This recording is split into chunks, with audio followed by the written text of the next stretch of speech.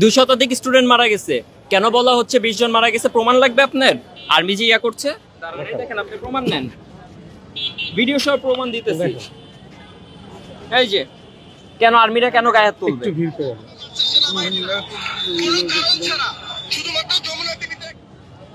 কেন আর্মি কেন মারবে, গায়ে হাত তুলবে কেন? কেন এটা ধামাচাপা দেওয়া হবে? এতজন স্টুডেন্ট মরছে, এখানে কেন ধামাচাপা দেওয়া হবে? উত্তর কই? কেন মরবে এতজন স্টুডেন্ট, কেন ধামাচাপা দেওয়া হবে? 76 সালের ভাঙাচোরা বিমান দিয়ে ফ্লাই করবে, যেই বিমানটা চায়না গ্রাউন্ডেড করে দিছে, ওইটা কেন আমাদের সেকেন্ড হাইয়েস্ট পাওয়ারফুল বিমান হবে? ফার্স্ট হাইয়েস্ট পাওয়ারফুল হলো MiG-29, কেন সেকেন্ড এটা হাইয়েস্ট হবে? কেন বাংলাদেশ এতদিন কি করছে, উন্নত হয় নাই কেন?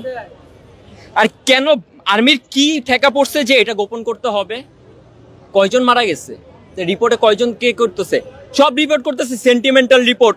একজন আমাদের ম্যাম একজন এখান থেকে বের হয়ে আসছে, ওনারা রিপোর্ট করতেছে যে কি হয়েছে কি হয়েছে। একজন একটা সিঙ্গেল রিপোর্ট করে নাই যে কয়জন স্টুডেন্ট মারা গেছে, কয়জন ছেলে মেয়ে মারা গেছে। আরে ভাই নিজের ছোট ভাই মারা গেছে, হসপিটালে নিয়ে গেছে, ভাই অবস্থা দেখবেন আপনি।